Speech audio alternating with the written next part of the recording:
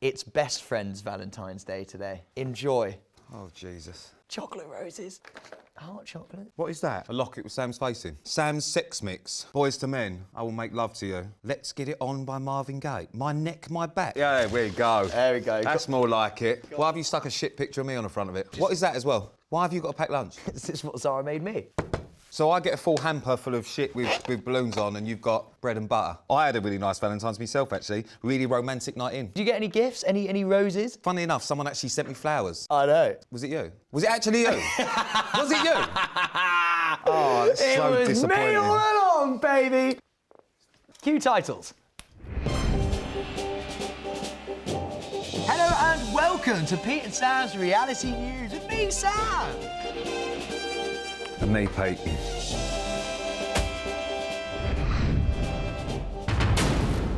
Hello and welcome to another episode of Pete and Sam's Reality News with me, Sam. And me, Pete. It's the day after Valentine's Day. This is the place for all things reality TV. And obviously, the only section anyone cares about, Prick of the Week, is back. And this week, we've got a very special nominee. I'll give you a teaser. It involves a tattooed pussy.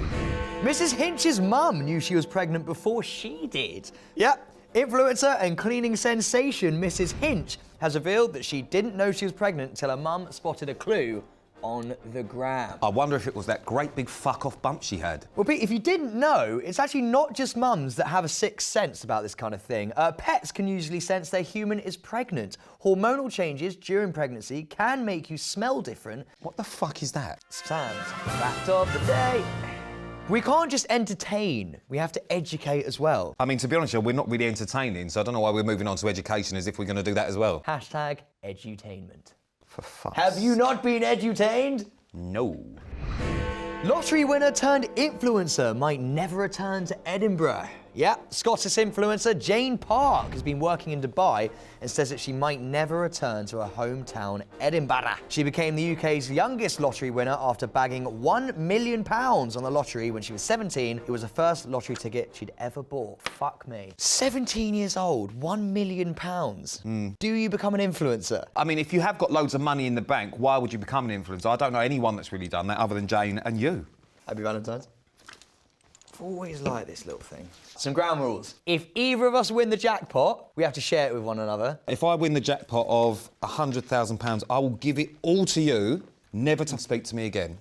How do we scratch it? Just scratch it, mate. Normally you'd use a coin, but I guess you don't carry shrapnel, do you? 1, 2, 3. Oh! Oh, no. Have you ever done a scratch card before? No, it's so exhilarating. What did you get? I got nothing. Fucking hell, Sam, you've actually won. Are you joking? You've just won 100 quid. Am I actually? No. Tom Jones says hanging upside down like a bat is one of the reasons he looks so young. That's not unusual. What? It is pretty unusual. I absolutely love Tom Jones. Who is he? You don't know who Tom Jones is? He's the guy, the actor from Men in Black. That's Tommy Lee Jones. Tom Jones is the Welsh singer. Mate, he's like a national icon. I actually love Tom Jones so much I can do an impression. I want you to join my team. Let me join your team. You're doing an impression of me doing an impression of Tom Jones. It doesn't work. Well, if it works for Tom Jones, it's going to work for us. We're upside down. Well, we're not upside down, are we? How... Why have you done that? Now you've got to pick it up. Because it's gone on the floor. So we're going to do the whole segment upside down. I hope you don't mind that. Whoa! Yeah, I don't mind at all because we're not upside down. Play along, mate. That Lamborghini's gone straight to your head. So what is Lamborghini? It's not exactly Chateau Neuf de Pape that you're probably used to. Now, before we move on to today's main story, it's time for an update on something we reported last week. Pete, do you remember saying on national television that you didn't think James Locke and Yasmin Okellahu would go the distance? Okellahu? Yeah, and I was correct, I believe. Yeah, you were! Reality news, baby! Come on! We are so good at calling the news. I mean, that was a little bit over the top, wasn't it? That's why I got too excited. Yeah, so you've shot your load too early. This must be what it feels like to be Zara. Show the clip of us calling it. Do you think they're going to last? No. What positive news that is. Do you know what I mean? Two people have just ended their romance. They're going to be heartbroken, and you're sitting there taking the piss, putting confetti cannons. It's horrible. You know what it's like? We never took the piss out of you. That's right, with Valentine's Day just gone, we thought we'd sweep up all the romantic reality stories. Because there are so many new baby boys entering the world. Danny Dyer had a boy, Ashley James had a boy, Charlotte Dawson had a boy, Georgia and Tommy Mallet are having a boy, Lacey Turner had a boy, Cara Toynton had a boy. I think we get the picture. Theo Campbell had a boy, and royal celebrity princess Eugenie had a boy. which gave us another Sam's fact of the day. In the 1970s, Dr. Shettles suggested that the sexual position at the time of the father's orgasm may help the chances of conceiving a boy. For example, doggy style means the male sperm can swim faster and are more likely to reach the egg first. Which is pleasant, because what that means is both of our fathers fucked our mum doggy style. What a lovely thought to end that topic. Well, with all this love in the air, I'd like to take a moment to confess my love for my co-anchor, Pete Wicks. Do you mind? Pete, you've been my best friend for 2 years now. I met you, rose down please, I met you on Celebs Go Dating, and as soon as I stared into those deep blue eyes of yours, I knew I'd found a partner for life. An anchor, a best friend, and a man who challenges me to be the best version of myself. The fuck are you doing? I love you. What was that? This is an all-time low for reality news. We've actually now got no money. We only have 15 minutes, so we're actually using producers to come in wearing fucking Rolex he's bought from home, which, by the way, is too small for you. You look fucking ridiculous. You look lovely. Well, I have something that might make you feel a little bit better. My mother. That does make me feel better already. Well, no, wait. She heard that you liked her cottage pie, so she wrote you a little Valentine's poem. Really? Oh, it smells like your mother. You wouldn't know, that's weird. Roses are red, violets are blue. I love watching this show, Pete, but only for you. Why don't you visit me? Don't be shy. Glad you like the taste of old Mama's cottage pie. P.S. There's much more where that came from. Wow. Do you know what? When lockdown is over, I'm really excited about going to see you. So am I. I can't wait to bring you round. Seeing as this episode is all about love, I've got my good mate on. Celebs Go Dating is on at the minute. Hit series, loving it in the mansion. So we're going to find the inside scoop. Wayne, what's happening, mate? Peter, how are you, mate? I'm fabulous. How are you? That's a lovely bit of light in there, mate. Well, you know, I try my best. No, you look good, mate. Johnny, you look 70.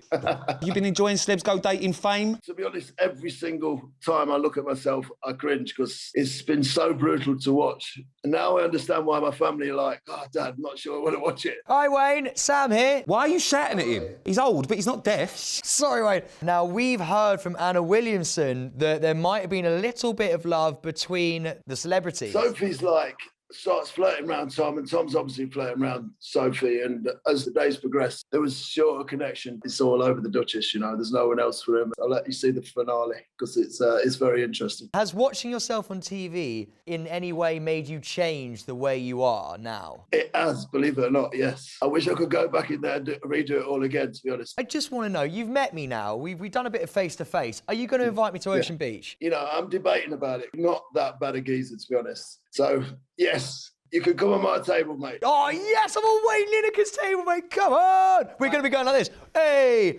hey, hey. That's only if Pete allows it. Yeah, and I don't. We can wear matching short swimming trunks, and we could dive into the pool at Ocean, and we can gargle the water and spray it into a fountain above our faces. See, you regret that now, don't you? Listen, Wayne, it's been an absolute delight to talk to you, and I love you to bits, and I think you did really well on the show, mate. Bye, boys. What a lovely bloke. I told you, he's one of the nicest geezers. He's our favourite Lineker.